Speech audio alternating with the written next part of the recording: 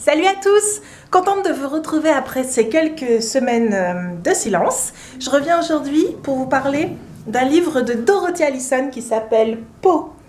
Alors ce livre, je l'ai trouvé un peu par hasard chez ma libraire. J'ai été attirée d'abord par sa couverture un petit peu inhabituelle dans son coloris et puis l'image qu'il a fallu que je prenne un peu dans tous les sens pour finir par comprendre de quoi il retourne. Et donc, Dorothy Allison, en fait, que je ne connaissais pas, c'est un écrivain, mais qui ici ne nous présente pas un roman, mais une suite de textes qui sont parus dans différents journaux aux États-Unis.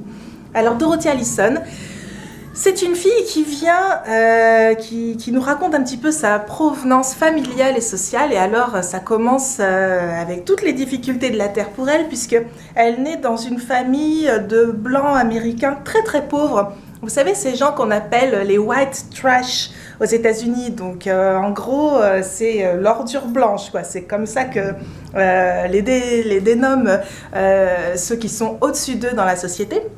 Et donc les white trash, donc ces blancs pauvres, au chômage, souvent alcooliques, complètement déstructurés socialement. Si vous voulez, aux États-Unis, en dessous d'eux, il n'y a plus que les noirs pauvres. Donc tout leur but, en fait, socialement, c'est un peu de se démarquer le plus possible de ces noirs pauvres, puisque c'est les seuls qui sont encore plus bas qu'eux. Et donc Dorothy Allison, elle vient d'une famille comme ça. Sa maman a 14 ans. Quand Dorothy Allison naît. Donc voilà, une maman extrêmement jeune. Le père disparaît dans la nature aussitôt. Et ses oncles et tantes qui l'entourent toute son enfance, c'est un peu pareil, hein. Les oncles, ils sont souvent alcooliques et chômeurs. Et les tantes, elles sont mamans très très jeunes.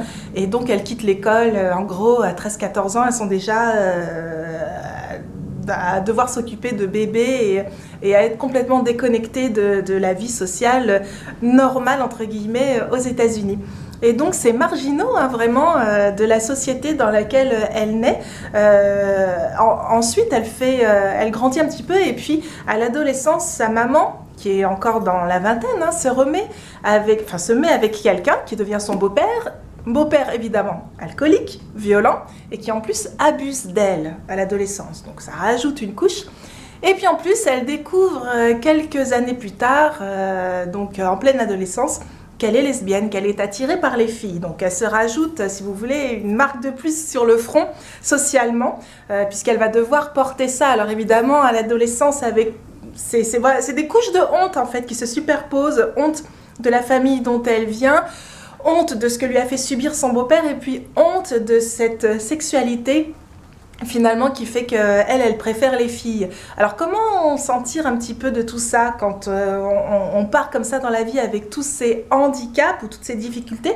Et ben voilà, dans Pau, on a un petit peu le récit d'une résilience, mais ça va au-delà de la résilience, c'est beaucoup plus riche parce que finalement, le côté lesbien, homosexuel, c'est pas ce qu'il y a de plus important, même si là c'est évidemment ce qui structure elle, son expérience, mais finalement ce qu'elle raconte, ça peut parler à tout le monde, à toute personne qui commence comme ça avec des grosses difficultés dans la vie et qui est un petit peu regardée de haut par le reste de la société. Et donc, Dorothy Allison nous raconte un petit peu comment elle s'en est sortie finalement, un peu malgré elle, de ses difficultés, puisqu'elle était extrêmement brillante à l'école.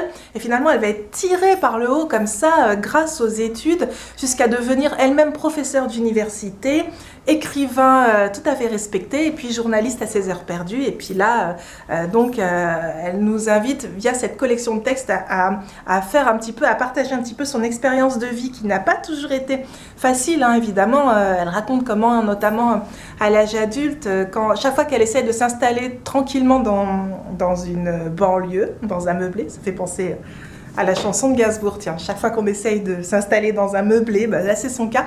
Évidemment, chaque fois qu'elle essaye, les voisins la regardent d'un mauvais œil puisqu'elle arrive avec sa compagne. Et donc, évidemment, les gens comprennent très vite ce qu'il en est. Et puis là, c'est agression physique, on lui casse sa voiture. Enfin, bon, elle a plein de difficultés comme ça. Mais elle arrive à s'en sortir par sa volonté, par son intelligence. Et puis aussi par le fait qu'elle va s'impliquer beaucoup dans des mouvements associatifs, notamment pour la liberté d'expression et la reconnaissance des homosexuels. Et elle va se recréer en fait sa propre famille, une famille d'élection qui sont les homosexuels qu'elle rencontre, les gens qui sont comme ça, très très très active dans des associations. Si bien que quand elle va finalement pouvoir, elle, accéder à un certain statut social, elle va elle-même éprouver de la honte, ça va être le cercle vicieux en fait, elle va éprouver un peu de la honte pour cette famille dont elle vient de rebut de la société, de gens alcooliques, chômeurs, complètement dingues parfois, de ces femmes qui finalement ne connaissent que la violence des hommes et que la violence sociale autour d'elle.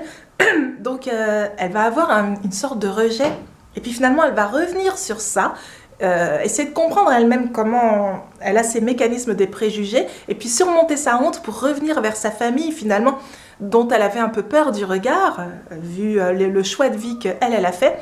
Et puis finalement, elle va être accueillie à bras ouverts dans cette famille, parce que si elle, son plus gros fardeau à porter, c'est son homosexualité dans une société qui le rejette totalement, elle s'aperçoit que finalement, sa mère, ses oncles, ses tantes, eux aussi, ils ont leur fardeau à porter vis-à-vis de cette société, eux aussi, ils sont stigmatisés à plus d'un endroit, et donc finalement, elle va trouver très facilement des choses à partager. Puis elle se rend compte que quand elle parle par exemple avec ses cousines ou ses tantes d'amour, ses cousines et ses tantes qui sont dans des relations de couple assez violentes avec des hommes alcooliques ou complètement absents, et ben elle peut elle-même tout à fait partager ce qu'elle vit, parce qu'elle aussi elle a des relations qui sont pas toujours épanouissantes avec ses copines, et elle a des compagnes qui peuvent être parfois tout à fait violentes ou inconséquentes de la même façon. Donc elle s'aperçoit qu'elle peut tout à fait partager, et que sa famille, au contraire, est ravie de partager avec elle, surtout qu'ils la voient un peu comme celle qui a réussi dans la famille. Donc ils sont assez admiratifs finalement de son parcours.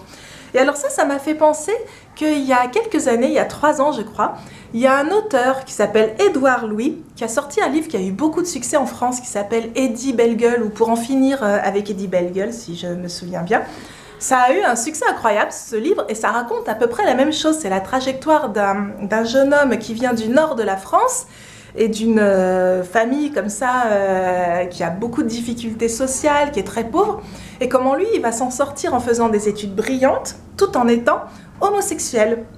Alors, moi, le souci, c'est que le livre d'Édouard Louis, je l'avais trouvé très condescendant vis-à-vis de sa famille, et finalement on avait l'impression qu'à travers son expérience, où il se plaçait toujours en victime et où il montrait comment il avait fait cette ascension brillante en passant par Normal Sup, finalement il réglait un peu ses comptes, ça faisait un peu vengeance, alors qu'elle passe par cet état de honte par rapport à son extraction familiale, mais elle fait un retour dessus. Elle ne se voit pas toujours comme victime, mais elle réfléchit un petit peu à son propre positionnement, et puis elle va au-dessus de ça pour rejoindre sa famille.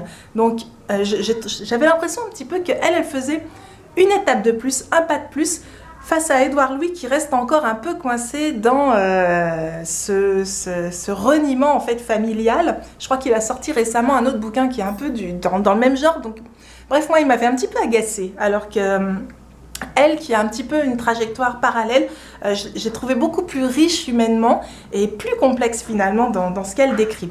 Alors il y a des passages assez rigolos dans ses expériences, parce que notamment à un moment elle nous raconte comment, pour gagner un petit peu de sous l'été, elle se fait gardienne d'une villa magnifique, vraiment la maison à l'américaine, avec piscine immense, jardin immense. Donc elle doit garder et faire le ménage dans cette maison pendant 3 semaines. Et en faisant le ménage, à un moment, elle ouvre une armoire un peu cachée, et dedans, elle tombe sur une pile de livres érotiques de tous les genres, homosexuels, hétérosexuels, tout, des livres qu'elle connaissait même pas elle-même. Et donc, elle les lit en cachette. Elle passe son temps, une fois qu'elle a fait le ménage, à aller dans la piscine avec sa pile de bouquins, qu'elle remet après dans l'ordre pour qu'on voit pas qu'elle les a lus. Et ça lui permet d'avoir une réflexion très intéressante sur la littérature homosexuelle, érotique, un genre que moi, j'avoue, je connais pas beaucoup, même si je vais passer pour quelqu'un de super naïf. Enfin, je connais des grands titres comme ça, mais elle, apparemment, elle a bien creusé le sillon, puis là, elle est tombée sur une mine d'or. Et notamment, elle a une réflexion intéressante sur la science-fiction. Parce que finalement, c'est vrai que quand on y réfléchit, la science-fiction, c'est un domaine à fantasmes extraordinaire parce que à travers des situations toutes plus folles les unes que les autres, puisque ça se passe, c'est censé se passer dans l'espace, hein, sur d'autres planètes, on peut finalement imaginer toutes les combinaisons sexuelles qu'on veut. Et notamment, elle parle de Star Trek, moi cette série que je regardais quand j'étais petite à la télé et qui me fascinait d'ailleurs. Et je me suis rendu compte que finalement, effectivement, peut-être que ce qui me fascinait, moi qui étais petite fille, début d'adolescence, c'était le non-dit de cette série, puisque on a quand même 500 magnifiques jeunes hommes et jeunes femmes qui se retrouvent coincés pendant 5 ans dans un vaisseau spatial.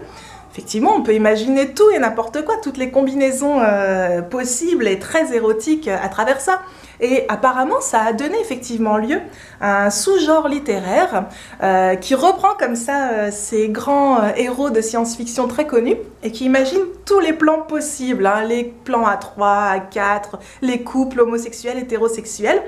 Par exemple, donc dans Star Trek, apparemment c'est une littérature qui prend le capitaine Kirk, le héros de la série, et qu'il expose à toutes les situations sexuelles possibles. Il y en a pour tous les goûts. Capitaine Kirk avec Spock, l'extraterrestre qui a plein d'émotions en lui bouillonnantes mais qui ne peut pas les exprimer.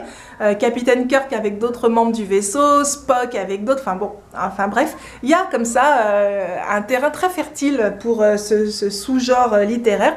Et puis c'est vrai que finalement, pour les adolescents, cette série qui était très en avance sur son temps et qui finalement continue à être beaucoup plus libérée que des tas de trucs qu'on peut voir aujourd'hui, eh ben c'était super, c'était une usine à fantasmes pour les adolescents, quel que soit leur choix d'orientation sexuelle. Donc voilà, elle parle de ça, elle parle de plein d'autres choses, Dorothy Allison, et elle parle aussi de comment on devient écrivain. Enfin, une façon de le devenir, comment elle a une expérience très personnelle, un retour sur elle-même très fort, hein, elle est capable vraiment d'introspection et d'auto-analyse incroyable, ce qui n'est pas le cas d'Édouard Louis. Et elle va prendre des cours, aux États-Unis c'est tout à fait courant de prendre des cours d'écriture en fait avec des écrivains reconnus. Et donc elle prend des cours comme ça pour savoir, pour commencer à apprendre à écrire. Et donc elle se trouve devant une prof qui est elle-même lesbienne et qui lui demande d'écrire sur son expérience de lesbienne. Et puis alors d'éviter tous les poncifs, tous les trucs gnangnang, toute la fausse pudeur qu'on peut mettre quand on écrit sur ce thème. Et elle se rend compte comme ça que finalement, elle est pleine aussi d'autocensure et de pruderie par rapport à ce qu'elle doit écrire. Et c'est comme ça pendant ses cours d'écriture qu'elle s'aperçoit qu'il faut un petit peu sortir de soi et dire ce qu'on ne dit jamais. Sinon c'est pas intéressant, mais ça c'est quelle que soit l'expérience qu'on a, c'est pas forcément valable uniquement quand on est lesbienne ou homosexuelle, c'est toute expérience doit être dite dans sa vérité et dans sa profondeur quand on veut écrire. Et donc voilà, c'est intéressant de voir comme ça un parcours d'écrivain au-delà d'un parcours de vie. Voilà, pour toutes ces choses, je vous conseille donc Pau, ce recueil de textes de Dorothy Allison, et puis je vous retrouve bientôt pour une autre critique de livre qui n'aura évidemment rien à voir avec ce sujet.